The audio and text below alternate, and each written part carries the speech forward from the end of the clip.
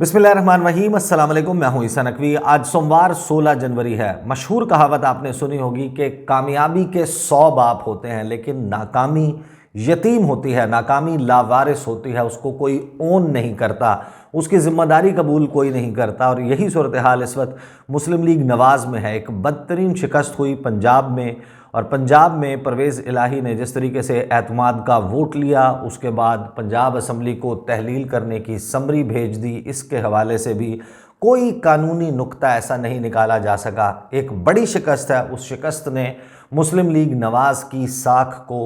बड़ी हद तक मुतासर किया है। मुस्लिम लीग नवाज़ इस वक्त अपने ज़ख़म चाट रही है। मीडिया में आपको मालूम है कि जब ये लोग आते हैं, कोई भी जमात हो, पीपल्स पार्टी, मुस्लिम लीग नवाज़, पीटीआई, कोई छोटी से छोटी जमात, वो आकर जब अपनी कोई कामयाबी हो उसको बड़ा बढ़ा चढ़ा कर बयान करते हैं। लेकिन अगर आप नाकाम हो जाए तो उसको प्ले डाउन किया जाता है। जिस तरीके से अब मुस्लिम लीग नवाज़ जो है वो आपको बताती हुई नज़र आएगी कि ये तो असल में हमारी स्ट्रेटजी थी, ये हमारी हिकमत अमली थी कि पंजाब असम्बली तहलील हो जाए। हम तो चाहते थे कि इलेक्शंस हों, हम बड़े ज़बरदस्त तरीके से जो है वो इलेक्शंस लड़ेंगे। एहसन इकबाल की स्टेटमेंट्स भी आपने देख लेंगे। लेकिन इस वीडियो में मैं आपको बताऊंगा कि जो दो धड़े वाज़े तौर पर मौजूद हैं मुस्लिम लीग नवाज़ में, एक शीन का धड़ा है जो शहबाज शरीफ साहब के करीबी लोग तसव्वुर होते हैं, एक नून का धड़ा है जो मुस्लिम लीग नवाज़ के कायद मियाँ मोहम्मद नवाज़ शरीफ और उनकी साहबजादी मरियम नवाज़ साहिबा का धड़ा है। उन्होंने इस शिकस्त के बाद एक दूसरे पर किस किस्म के इल्ज़ामात लगाए हैं। एक ब्लेम गेम है जो इस वक्त पार्टी में चल रही है, और इस शिकस्त का मलबा किस पर डाला जाए, किसको ज़िम्मेदार ठहराया जाए, ये सारी एक्सरसाइज आपको मालूम है कि चाहे आप कामयाब हो जाएं तो ये सारी बातें दब जाती हैं, लेकिन जब आपको कोई नाकामी मिले तो फिर ये सारा सिलसिला हर जमात में होता है। इस किस्म के क्वेश्चंस उठाए जाते हैं। इस वीडियो में ज़रा देख लेते हैं। मैं आपको बताता हूँ कि जो मुस्लिम लीग नून के अंदरूनी ज़राए हैं, एक के बाद एक इजलास हुआ, उन इजलासों में क्या कुछ होता रहा। इस वक्त जो घरों के ऊपर एक दूसरे के साथ खाने खाए जा रहे हैं, उस दौरान मुस्लिम लीग नवाज़ के जो रहनुमा हैं वो क्या गुफ्तगू कर रहे हैं, किस किस्म का कंसेंसस जो है वो डेवलप हुआ। और एक बड़ी इंटरेस्टिंग बात कि मियाँ मोहम्मद नवाज़ शरीफ से इस सारे सूरत हाल के दौरान एक बड़ा मुतालबा जो है वो पार्टी रहनुमाओं की जानिब से सामने रखा, और उसके जवाब में नवाज़ शरीफ साहब जो हैं वो बड़ा बरहम हुए, बहुत गुस्से का इजहार किया, और उस गुस्से के इजहार के साथ साथ उन्होंने मुतालबा करने वाले जो रहनुमा हैं उनसे 9 माह का हिसाब मांग लिया। अच्छा, एक तो ये कि जो ब्लेम गेम चली, ये सारा कुछ कि पंजाब में ये सारा कुछ हुआ, तो नवाज़ शरीफ साहब को जो है वो रिपोर्ट जो रखी गई है सामने, उसका तस्करा मैं पहले एक वीडियो में कर चुका हूँ, मैं और सदीक जान साहब के। जो रिपोर्ट उनके सामने रखी गई है कि देखें जनाब, इस सारे मामले में अगर कोई कसूरवार है तो वो 3 लोग हैं। एक है जनाब वफाकी वज़ीर दाखिला राना सनाउल्लाह साहब, दूसरे हैं अताउल्लाह तारड़ साहब, और तीसरे हैं मलिक अहमद ख़ान साहब। क्योंकि इनको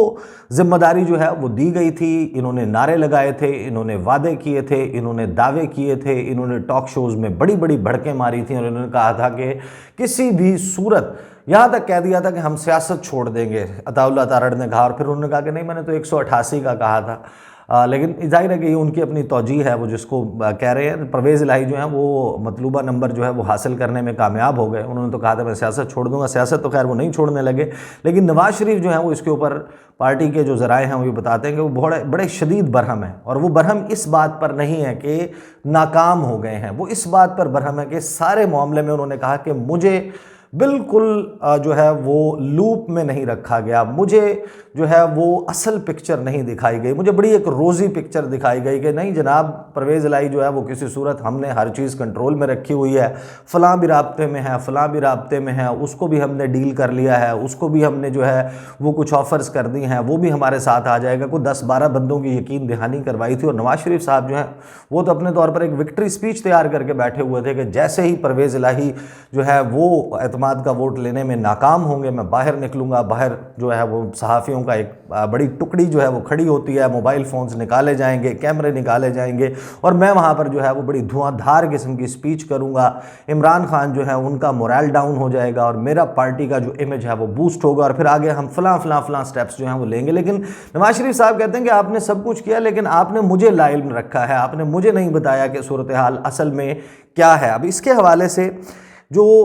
बात सबको मालूम है और पार्टी में इस वक्त चल रही है मुस्लिम लीग नवाज़ में, कि ये टीम जो है ये तो तश्कील दी थी शहबाज शरीफ साहब ने, टास्क देने वाले हैं शहबाज शरीफ। और शहबाज शरीफ साहब जो हैं वो ना सिर्फ ये कि पूरे एतमाद थे, उनको यकीन था कि राना सनाउल्लाह, ये जो मेरे 3 रतन हैं, राना सनाउल्लाह, अता तारड़ और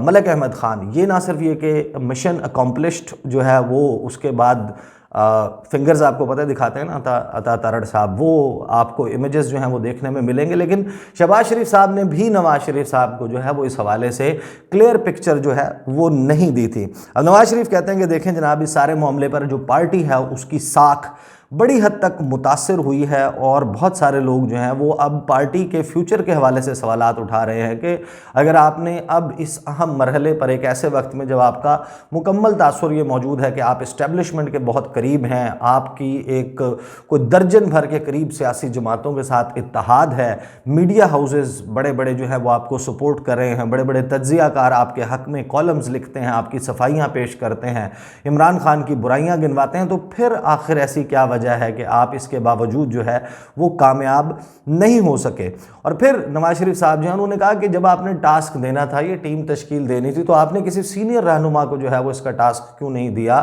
जोड़ तोड़ करने के लिए, लोगों को वादे वईद करने के लिए, उनको लॉलीपॉप्स देने के लिए जो है बड़े चेहरे दरकार होते हैं, तो वो क्यों नहीं मौजूद थे। इसमें जो है वो ज़ाहिर है कि शाहिद खाकान अब्बासी साहब की तरफ इशारा है, अहसन इकबाल की तरफ, ख्वाजा साद रफ़ीक की तरफ, ख्वाजा आसिफ की तरफ, राना तनवीर की तरफ, हयात सादिक की तरफ, कि ये लोग टॉक शोज़ में बैठ रहे हैं, टॉक शोज़ में जाते हैं, प्रेस कॉन्फ्रेंस के बाद एक प्रेस कॉन्फ्रेंस के बाद दूसरी प्रेस कॉन्फ्रेंस करते हैं, लेकिन जो जोड़ तोड़ करना था, इनको मीडिया की स्क्रीन्स पर आने के बजाय इन्हें तो मुलाकातें करनी चाहिए थी और लोग तोड़ने की कोशिश करनी चाहिए थी। तो इसमें जो है वो इस अमल से दूर क्यों थे। और फिर साथ ही नवाज शरीफ साहब जो हैं वो इस बात पर भी बरहम है कि ये बात बार बार उभर कर क्यों सामने आ रही है कि एक धड़ेबंदी है पार्टी में, जो है वो ग्रुप बंदी है और एक लाइकिंग एंड डिसलाइकिंग के बुनियाद पर कोई किसी के करीब है। अगर चाहिए सब पार्टियों में होता है, आपको मालूम है कि जिस तरीके से तहरीक इंसाफ में जहांगीर तरीन का ग्रुप होता था और शाह महमूद कुरैशी का ग्रुप होता था, कुछ लोग फवाद चौधरी के साथ बड़ा एफिलिएटेड फील करते थे, कुछ शहबाज गिल की तरफ फील जो है वो उनसे जलते भी थे, उनसे प्यार भी करते थे। इस किस्म की जो धड़ेबंदी है वो हर पार्टी में होती है। जिस तरह पीपल्स पार्टी में एक सिंध का ग्रुप है, एक साउथ पंजाब का है, एक सेंट्रल पंजाब का है, ये हर जगह होता है। लेकिन जो मुस्लिम लीग नवाज है उसमें जो ये मामला है ये इतना उभर कर क्यों सामने आ रहा है, इसके ऊपर भी जो है वो नवाज शरीफ साहब जो हैं वो बरहम थे। फिर कुछ लोग बता रहे हैं कि जो पार्टी के बहुत सारे लोग हैं वो रिसेंटली उन्होंने अता तारड़ के हवाले से जो है वो बड़ी रिजेंटमेंट शो की है। उन्होंने कहा है कि पार्टी जो है वो ये बिल्कुल उनको एक सीरियस संजीदा जो है वो शख्स उनको तसव्वुर नहीं करते। एक जूनियर उन्होंने कहा कि बंदा है और उसको वो आकर हर जगह के ऊपर उसको अहम टास्क दिए जा रहे हैं, उसको जो है जनाब टीवी टॉक शोज़ में जाकर वो बिल्कुल जो मर्जी है वो गुफ्तगू कर देते हैं। तो फिर उन्होंने कहा कि बड़ी मुश्किलात, तो एक डिसलाइकिंग जो है वो अता तारड़ के हवाले से पार्टी में मौजूद है। और मुस्लिम लीग नून के ज़राए कहते हैं कि सिर्फ इन इजलासों में नहीं वो उसने रिफ्लेक्ट किया, बल्कि नवाज शरीफ साहब से कुछ लोगों ने जो मुलाकात की लंदन में, तो वहाँ पर भी अपने तहफ़्फ़ुज़ात से और अपनी शिकायतों से नवाज शरीफ साहब को जो है वो इस हवाले से आगाह किया। अच्छा, फिर वो ये कहते हैं कि जिन लोगों को टास्क दिया गया था इनको तो वज़ीर-ए-आज़म की ना सिर्फ ये कि मुकम्मल हिमायत और आशीर्वाद हासिल थी, इनके पास वज़ीर-ए-आज़म ऑफिस के तमाम जो वसाइल हैं वो इनके लिए मुहैया किए गए थे, इनके डिस्पोज़ल पर थे, इनको खसूसी तैयारा वज़ीर-ए-आज़म का अवेलेबल था, जाने आने की कोई डिफ़िकल्टी नहीं थी, कोई धुंध के हवाले से आप जो है वो इनके जो है वो नई उज़र जो है वो पेश कर सकते। उसके बावजूद इस किस्म की नाकामी जो है ये नून लीग के लिए एक बड़ा धचका है, नून लीग की साख मुतासर हुई है। और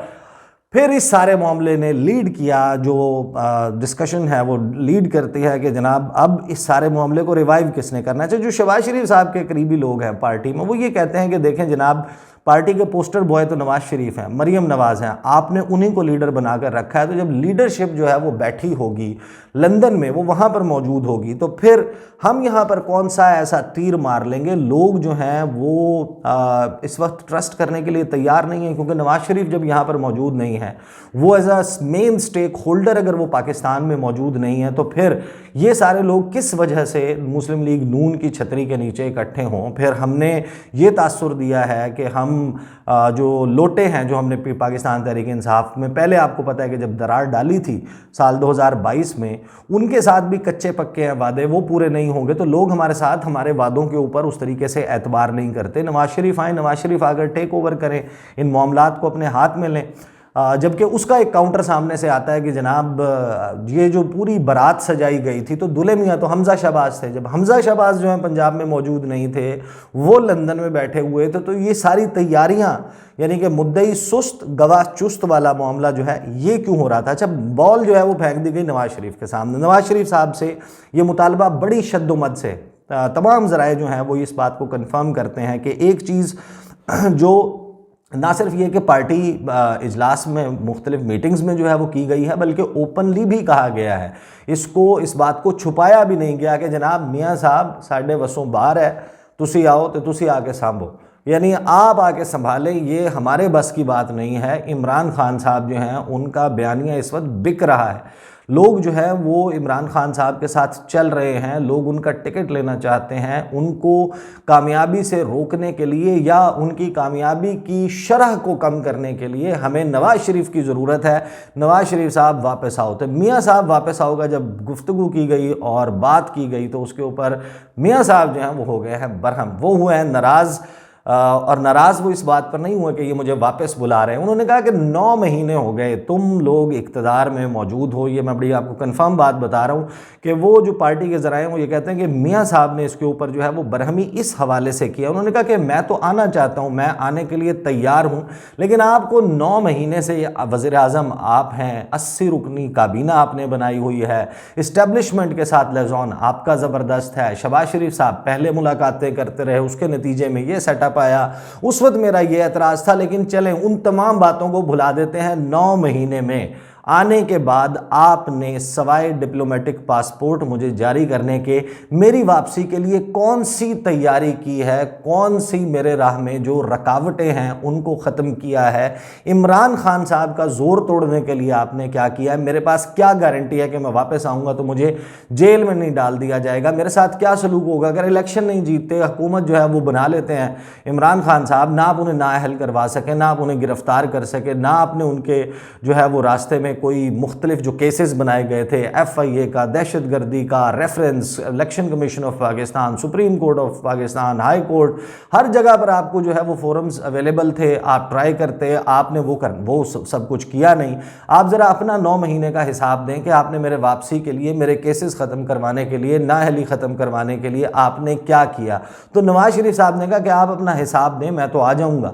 मैं तो तब आऊँगा। फिर उसके बाद ये फैसला उन्होंने कहा कि देखें मैं इस महीने भेज रहा हूँ मरीम नवाज़ को, मरीम नवाज़ आएंगी, अब आप इस सारे काम को ख़त्म करें, मिलकर तैयारी करें इलेक्शन लड़ने की और इलेक्शन की भरपूर तैयारी की जाए। लेकिन साथ में एक और मामला भी चल रहा है, वो अगली वीडियो में मैं आपके सामने रखूंगा कि साइड बाय साइड एक और जो प्लानिंग जो है वो चल रही है। सदीक जान ने भी उसके हवाले से एक ख़बर ब्रेक की। फिर साथ ही उन्होंने कहा कि मियाँ साहब ने कहा कि आप तैयारी करें और मरीम नवाज़ का इस्तकबाल जो है वो बड़ा बेहतरीन अंदाज में होना चाहिए, ऐसा लगना चाहिए कि जिस तरीके से कोई बहुत बड़ी फतह समेट कर मरीम नवाज़ जो है वो लंदन से वापस आ रही हैं, पाकिस्तान का जैसे कोई दर्दों का मद्दावा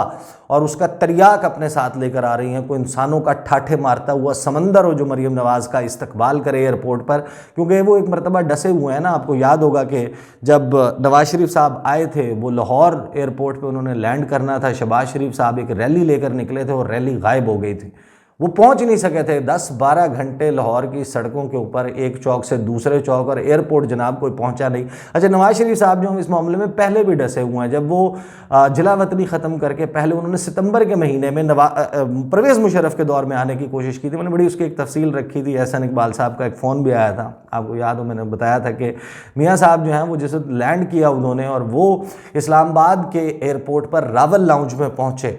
वहाँ पर पहुँचने के बाद परवेज़ रशीद साहब उनके साथ थे। परवेज़ रशीद ने कहा से नवाज शरीफ ने कहा कि हाँ जी कितने लोग पहुँचे। अच्छा, ये सारे लोग गिरफ्तारियाँ दे चुके थे। जो उस वक्त जाहिर है कि बड़ा ज़बरदस्त उनका स्टेचर होता था पार्टी में, चौधरी निसार साहब का, वो भी अपने घर से नहीं निकले फैज़ाबाद से। एहसन इकबाल समेत तहमीना दौलताना, वो सीनियर तारड़ साहब, झगड़ा साहब, इन सब ने जो 0 पॉइंट पर जाके गिरफ्तारी दे दी, लोग बाहर निकले नहीं। अच्छा, परवेज़ मुशर्रफ साहब जो है उनका जबर भी बड़ा ज़बरदस्त था, उनकी कंट्रोल भी बहुत ज़्यादा था, उन्होंने तो किसी को नहीं निकलने दिया। एयरपोर्ट कोई नहीं पहुंचा तो उन्होंने कहा कि जनाब, इससे परवेज़ रशीद साहब से पूछा कि ज़रा चेक करें कितने बंदे आए हैं बाहर। उन्होंने 1-2 फ़ोन मिलाए, उन्होंने कहा मियाँ साहब को कान में कहा मियाँ साहब कोई नहीं आया, बाहर कोई भी नहीं आपके इस्तकबाल के लिए। तो मियाँ साहब जो हैं उनकी बड़ी परेशानी दीदनी थी। फिर उनको बताया गया कि आपके ऊपर फ़लाँ नैब के जो है वो केसेस डाल दिए गए हैं। उस वक्त सऊदी वली अहद जो थे उन्होंने इंटरवीन किया था, मुशर्रफ साहब से बात की थी, फिर अपना तैयारा भेजा था और वहीं रावल लाउंज से गिरफ्तार हुए बगैर, बाहर आए बगैर पाकिस्तान से वो दोबारा वापस चले गए थे। नवाज शरीफ साहब को जब तक